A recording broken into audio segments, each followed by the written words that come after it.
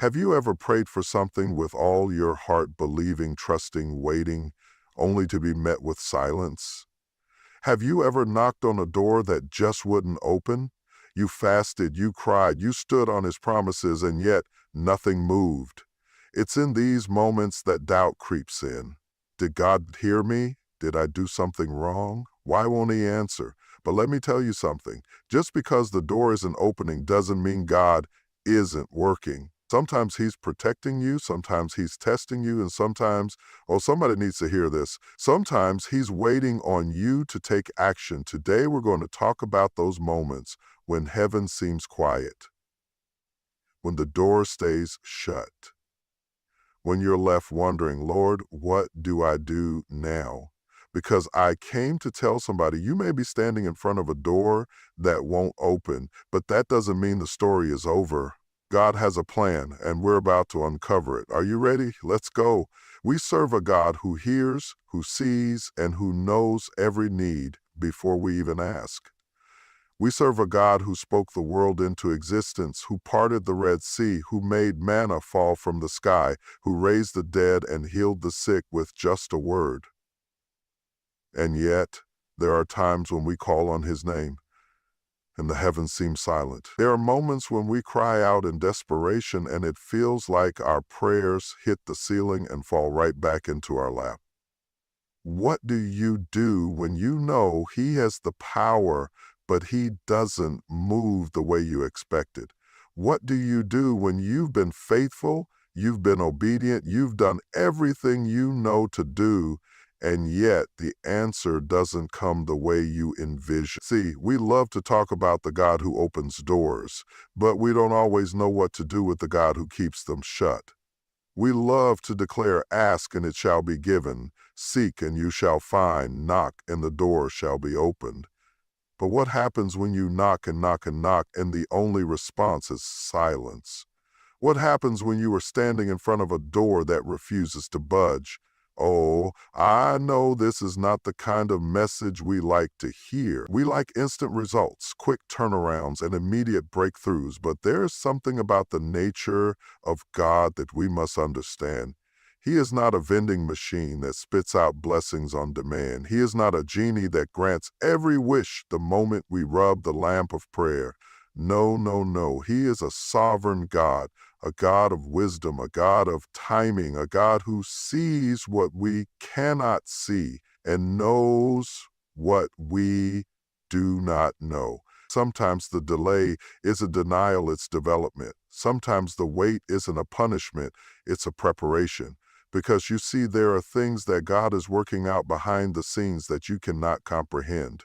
You may think you're ready for the thing you're asking for, but God knows the weight of the blessing, and he won't put something in your hands that you don't have the strength to carry.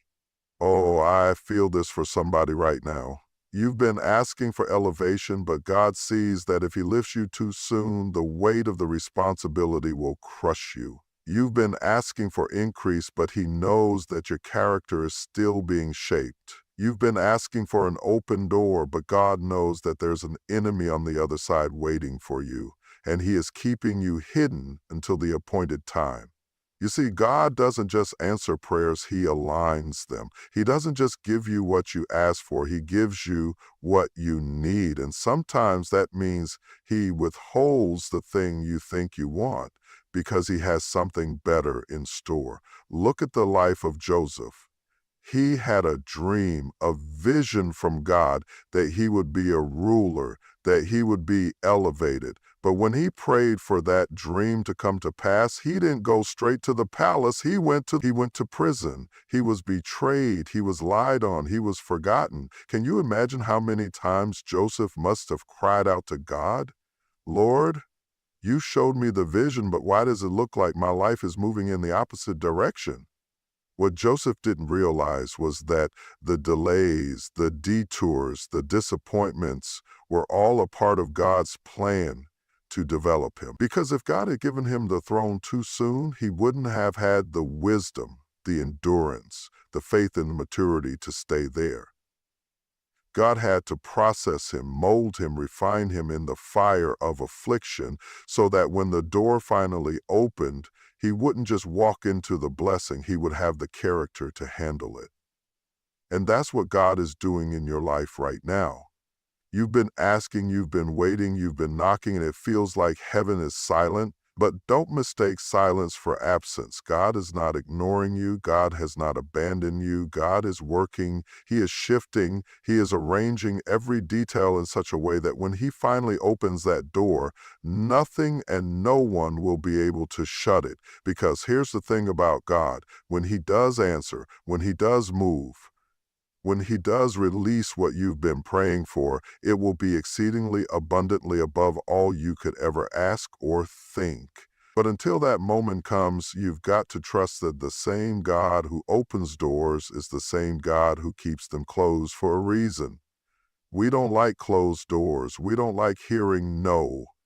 We don't like waiting. We don't like rejection, because in our minds, if we desire something, if we pray for something, if we believe for something, then surely it should be ours. Surely if God loves us, he should say yes. Surely if we have faith, the door should swing wide open. But what if I told you that the thing you are crying over, the opportunity that slipped through your fingers, the relationship that didn't work out, the job that rejected you, the deal that fell through, wasn't a loss, but a blessing? What if I told you that God's no was actually a form of protection? What if I told you that the door you were desperate to walk through would have led you into a storm that you were never meant to endure? We have a limited perspective. We can only see what's right in front of us. We judge situations based on our feelings, based on our emotions, based on what we think is best. But God, oh, somebody hear me today, God sees the whole picture. He sees the trap set ahead of you. He sees the battles that would have drained you. He sees the heartbreak that would have broken you beyond repair. And because he is a loving father, because he cares too much to let you walk into something that would destroy you, he blocks it. He shuts the door. He removes the option. You thought it was a missed opportunity, but God was shielding you from something that wasn't meant for you.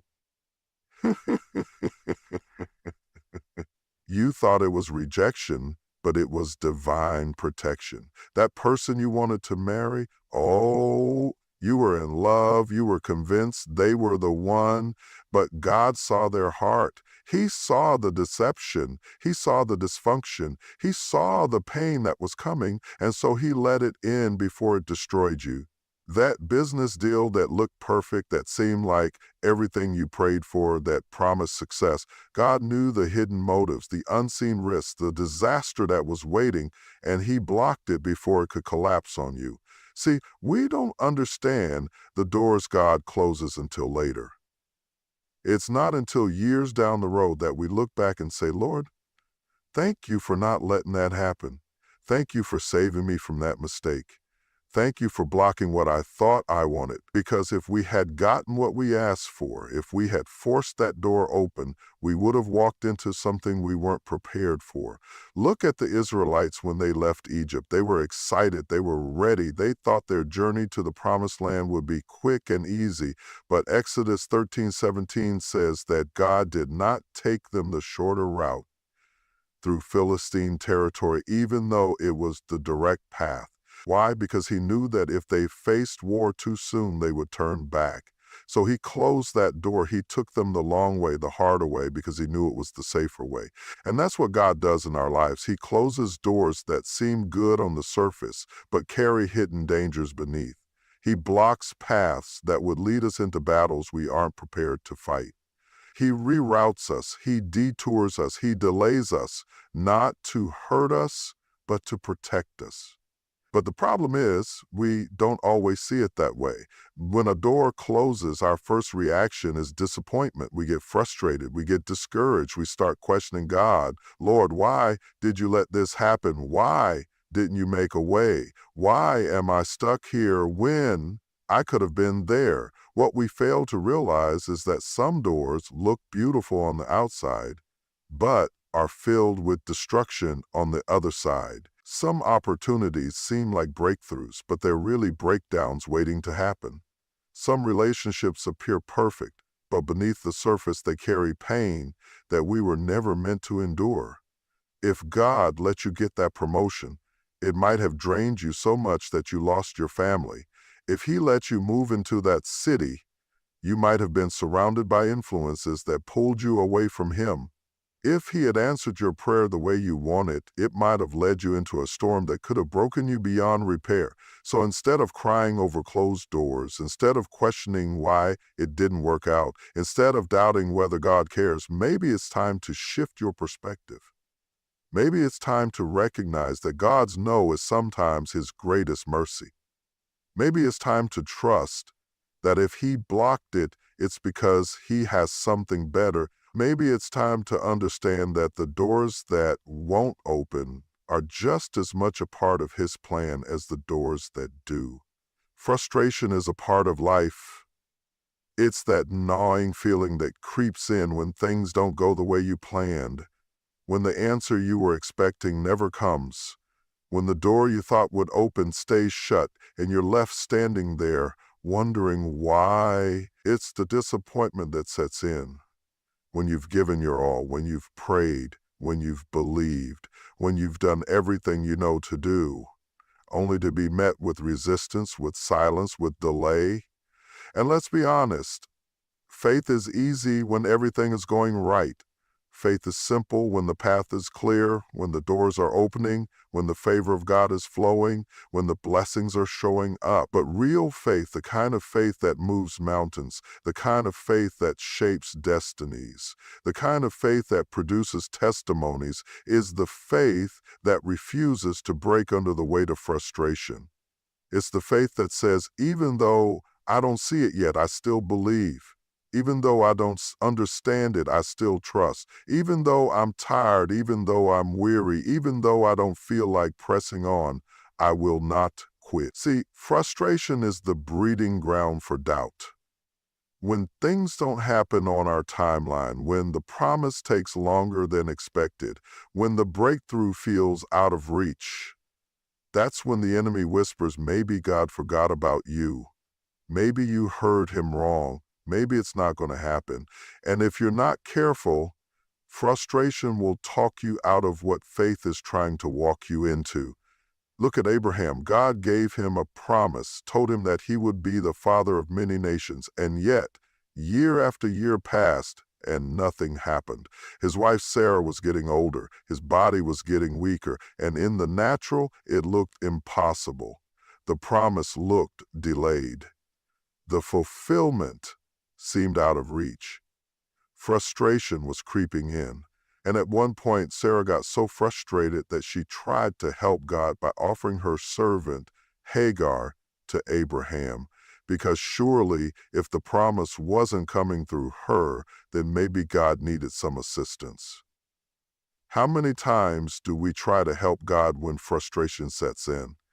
How many times do we take matters into our own hands because we think maybe God is taking too long? How many times do we compromise, settle, or step outside of His will because waiting feels too difficult? But here's the thing about faith. It's not based on how things look. It's not based on when things happen.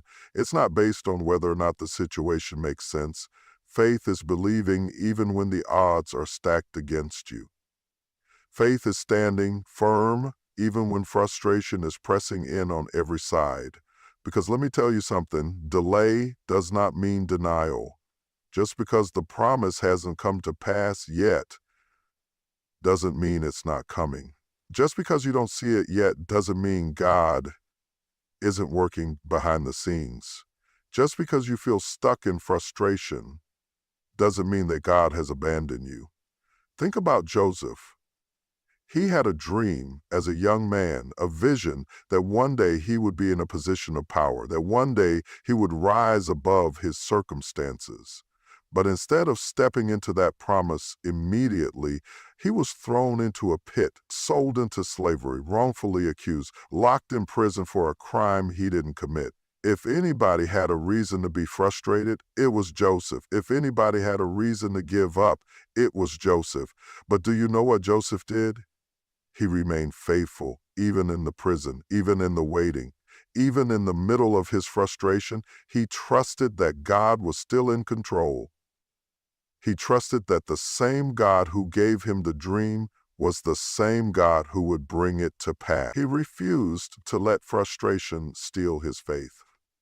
And that's what you've got to do. You've got to make up your mind that no matter how long it takes, no matter how hard it gets, no matter how much frustration tries to overwhelm you, your faith will not waver. Because faith is what pushes you past frustration. Faith is what carries you through the waiting season. Faith is what keeps you moving forward when everything in you wants to quit.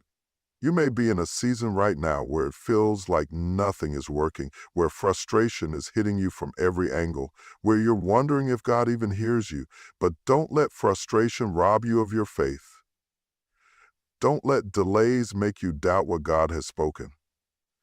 Don't let obstacles convince you that it's over, because when faith rises above frustration, when you refuse to give up, when you stand firm on God's promises no matter what, that is when doors begin to open. That is when breakthroughs begin to manifest. That is when you see that God was working all along. Prayer is powerful. Prayer is necessary. Prayer is the foundation of our faith, the lifeline of our relationship with God, the connection that keeps us aligned with His will. But what happens when you pray and pray, yet nothing moves? What happens when you have asked, you have sought, you have knocked, but the door remains closed? Could it be that the answer is not in more prayer, but in taking action? There comes a time when prayer alone is not enough. There comes a moment when God is waiting on you to move. You see, we love to pray for doors to open, but we don't always want to put in the effort to push them open. We love to ask God for opportunities, but we don't always want to step out of our comfort zone and go after them. We want miracles, but we don't always want to participate in the process. Faith is not passive. Faith is not just sitting back and waiting for God to drop blessings in our lap. Faith requires movement. Faith requires obedience. Faith requires action. Look at Moses. When the Israelites were trapped between the Red Sea and Pharaoh's army, they cried out to God in panic. They prayed for deliverance. They pleaded for a miracle. And what did God say? Why do you cry to me? Tell the people to move forward. Exodus 14:15. In other words, praying time was over. Now it was time to act. The sea was still there. The obstacle had not disappeared, but God didn't tell them to wait. He told them to step out. And the moment they moved, the waters parted. Could it be that the thing you are waiting for is waiting on you? Could it be that God has already made the way, but He is waiting for you to take the first step? Too many people pray for opportunities, but never prepare for them. They pray for doors to open, but never position themselves to walk through them. They pray for increase, but never develop the skills, the discipline, the mindset to handle it. They pray for success, but are unwilling to do the work necessary to sustain it. Look at Peter. When Jesus called him out onto the water, Peter could have stayed in the boat. He could have prayed, Lord, if it's really you, make the waves stop. He could have asked, Lord, carry me across. But no, Jesus told him to come. And Peter had to make a choice. He had to move. He had to step out of the boat. The miracle didn't happen while he was sitting. The miracle happened when he moved. Some doors won't open until you turn the handle. Some breakthroughs won't come until you step out in faith. Some opportunities won't be revealed until you take the risk and trust that God will sustain you. You can't keep praying for a job but never apply anywhere. You can't keep asking God for financial freedom but never change your spending habits. You can't keep crying out for a better life but never put in the effort to make better choices.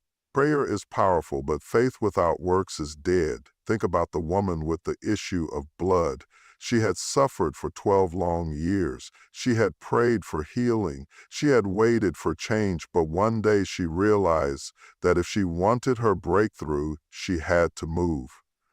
She didn't sit back and hope Jesus would come to her. No, she pressed through the crowd. She reached for his garment. She took action, and because of that, she was made whole. Blind Bartimaeus was the same way. He heard Jesus was passing by, and he could have sat there in silence, hoping Jesus would notice him. But no, he cried out. He took action, and when people tried to silence him, he cried even louder because he refused to sit back, because he refused to let fear or doubt keep him quiet. Jesus stopped and restored his sight. How many of us are waiting on God, but God is waiting on us? How many of us have been praying for years about the same thing, but we have yet to take a single step toward what we're asking for? We say we want change. We say we want elevation. We say we want to walk in our calling, but are we moving toward it? Are we putting in the work? Are we preparing for the thing we're asking for? David was anointed to be king, but he didn't just sit in the fields waiting for the throne to come to him. No, he kept working, kept fighting, kept proving himself faithful. When Goliath showed up, he didn't sit back and pray for someone else to fight. He stepped up, and because he moved in faith, the victory was his. Ruth didn't just pray for a new beginning after her husband died. She got up and followed Naomi to a new land. She didn't just sit in the house waiting for favor to find her. She went out to the fields and worked. And because she took action, God aligned her steps and positioned her for a blessing greater than she could have imagined. Elisha was plowing in the fields when Elijah called him. He wasn't sitting around waiting for God to send a prophet to find him. He was working.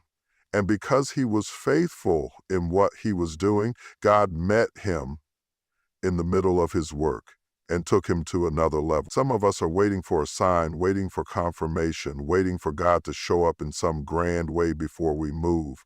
But the reality is, the door is already in front of us. The opportunity is already there.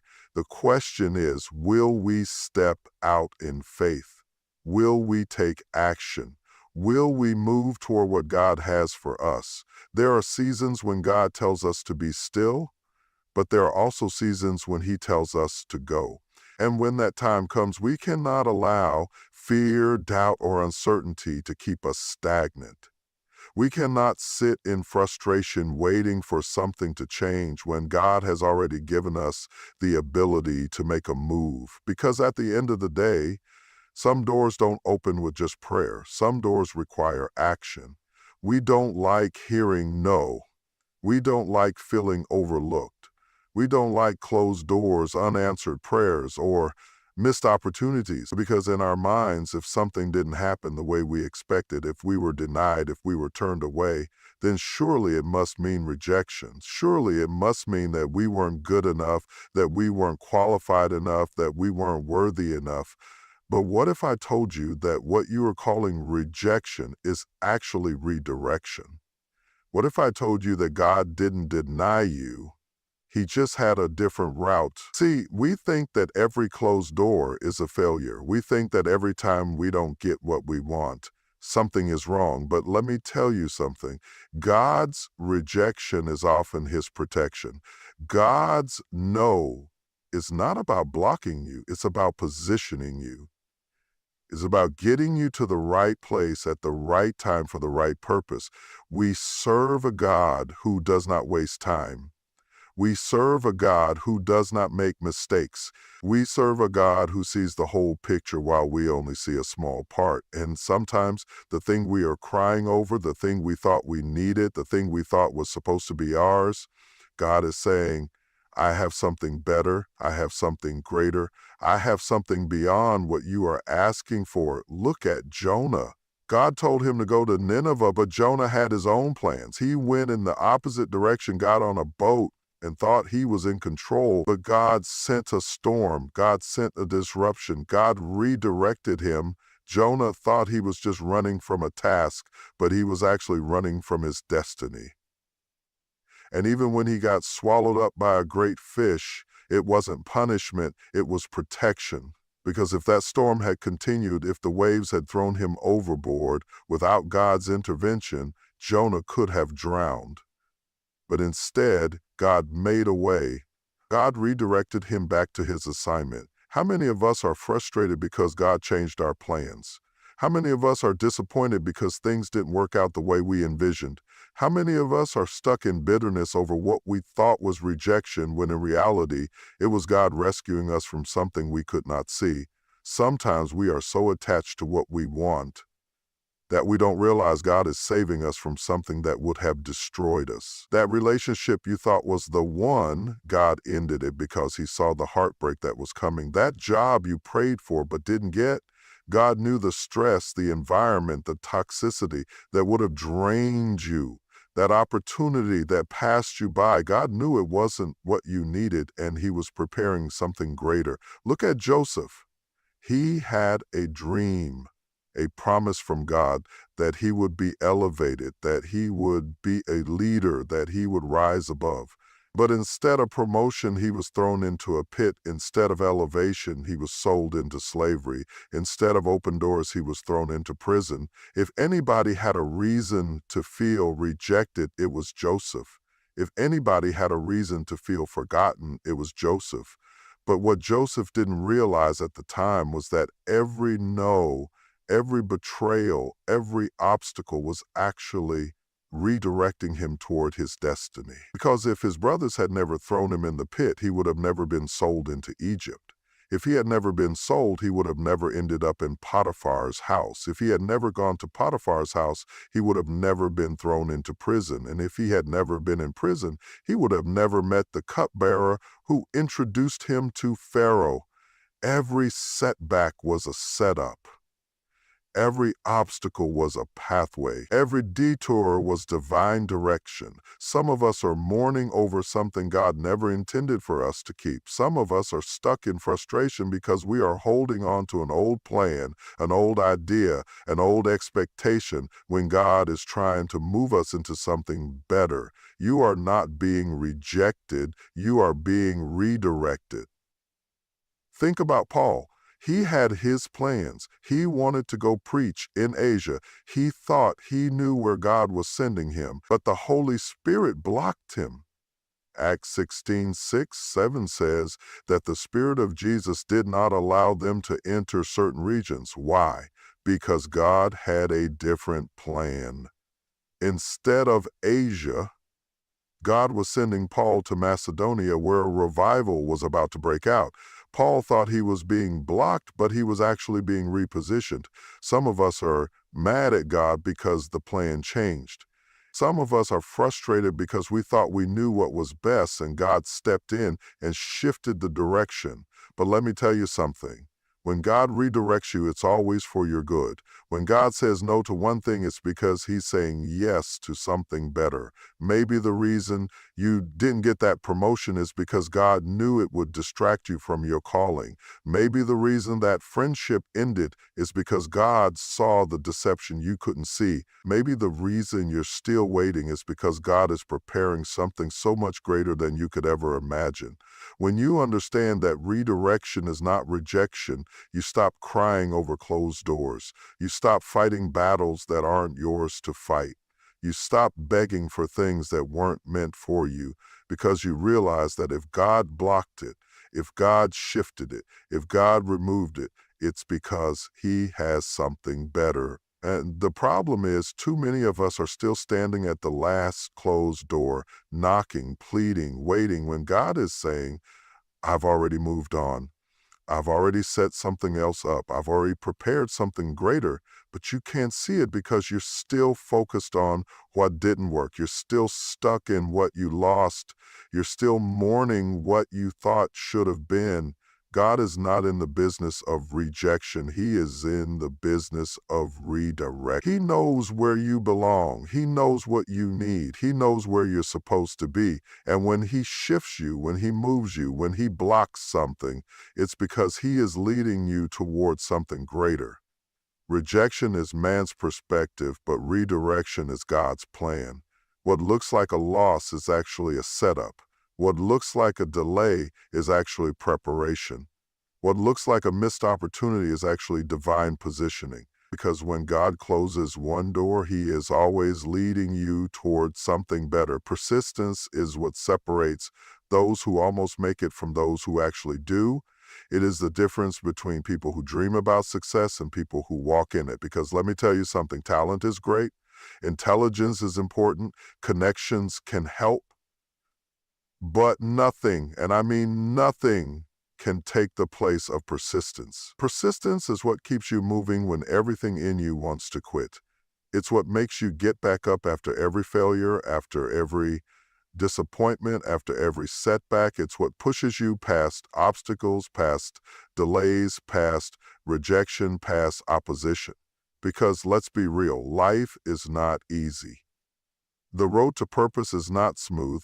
The journey to success is filled with challenges, detours, and moments where it would be so much easier to throw in the towel. But if you have persistence, you will outlast every attack, overcome every obstacle, and push through every storm. The enemy doesn't have to destroy you if he can discourage you. He doesn't have to block the promise if he can just convince you to give up before you reach it. He doesn't have to stop you.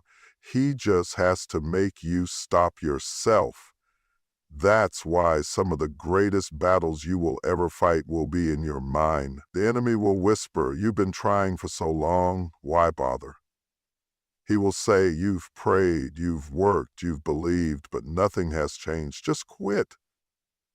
But let me tell you something, the only way you lose is if you stop. Look at the woman with the issue of blood. She had been bleeding for 12 years. She had spent all she had on doctors, treatments, trying everything in her power to get healed, and yet she was still suffering. Now, she could have given up. She could have said, "I've tried enough, I've done enough, maybe I'll never be healed." But instead, she made up her mind, if I can just touch the hem of his garment, I will be made whole. Do you know what that is? That's persistence. That's the kind of determination that says, I don't care what it takes. I will press through. She didn't wait for Jesus to come to her. She didn't sit back and complain about how long she had been suffering. No, she moved. She pushed, she pressed through the crowd. And because she refused to quit, because she refused to let obstacles stop her, she received her miracle. How many of us have stopped pressing? How many of us have given up because the journey has been too long? How many of us were right on the edge of a breakthrough but walked away because we let frustration win? The enemy wants you to quit before you win. He wants you to stop praying before the door opens. He wants you to stop believing before the miracle happens. He wants you to stop pressing before the breakthrough comes. But let me tell you something. Those who refuse to quit are the ones who see the promise come to pass. Look at Jacob. He wrestled with the angel of the Lord all night long. The angel even dislocated his hip, but Jacob held on. He said, "I will not let you go until you bless me." Do you have that kind of persistence? Do you have the kind of faith that says, I don't care how long it takes. I will not stop praying. I will not stop believing. I will not stop fighting until I see what God promised me, because that's the kind of persistence that gets results. That's the kind of faith that refuses to back down. That's the kind of determination that moves mountains. Look at the blind man Bartimaeus. He heard Jesus was passing by and he cried out, "Jesus, Son of David, have mercy on me." And do you know what the people around him did? They told him to be quiet. They tried to shut him down. They tried to silence his voice. But did Bartimaeus stop? No, the Bible says he cried out even louder because he understood something. If he stayed silent, he would stay blind. If he let people's opinions control him, he would never receive his miracle. So he kept crying out, and because of his persistence, Jesus stopped in his tracks, called him over, and gave him his sight. How many of us have allowed people to silence our persistence? How many of us have stopped pushing because we got tired of waiting?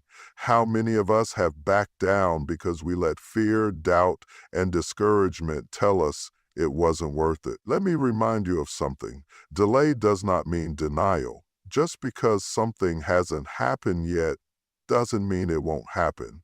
Just because the answer hasn't come yet doesn't mean God isn't working. Just because the door hasn't opened yet doesn't mean it never will. But you have to keep knocking. You have to keep pushing. You have to keep pressing. Look at Elijah. God had told him that rain was coming after a long drought. So Elijah climbed to the top of Mount Carmel, bowed to the ground, and prayed for rain. Then he sent his servant to look toward the sea.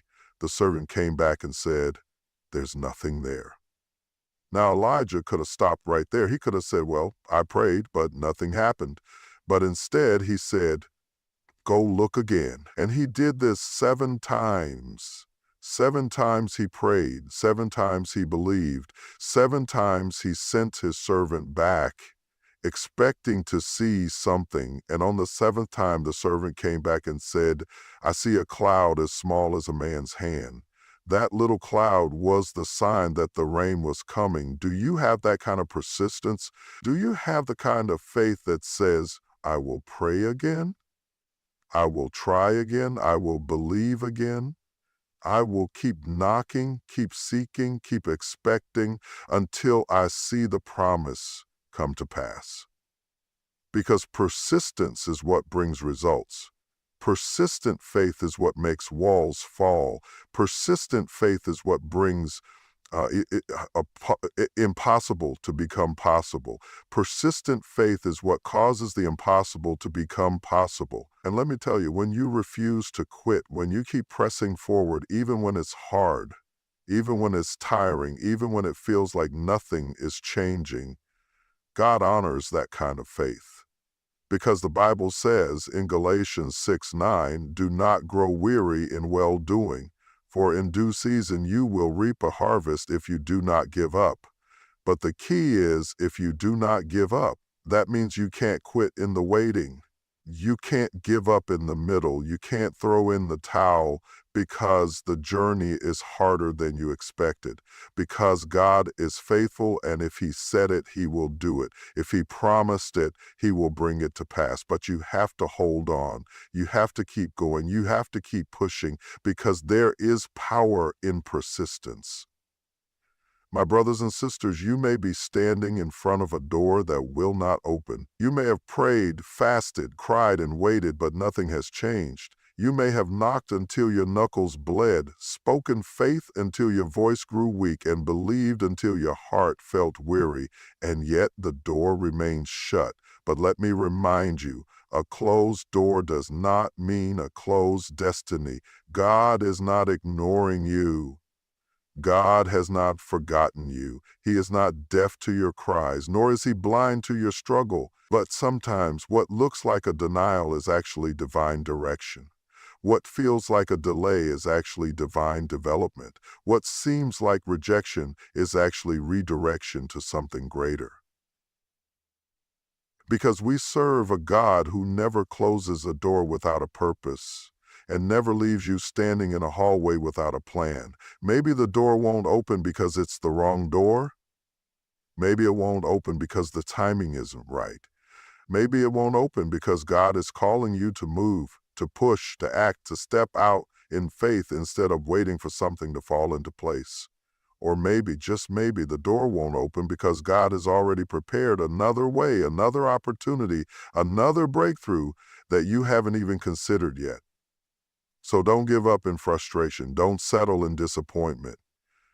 Don't let the enemy convince you that because one door didn't open, your promise has been canceled. If God has spoken a word over your life, it will come to pass. But sometimes, before the door opens, He needs to prepare you for what's on the other side. Sometimes before the breakthrough comes, He needs to build up your endurance, your faith, your obedience, your trust.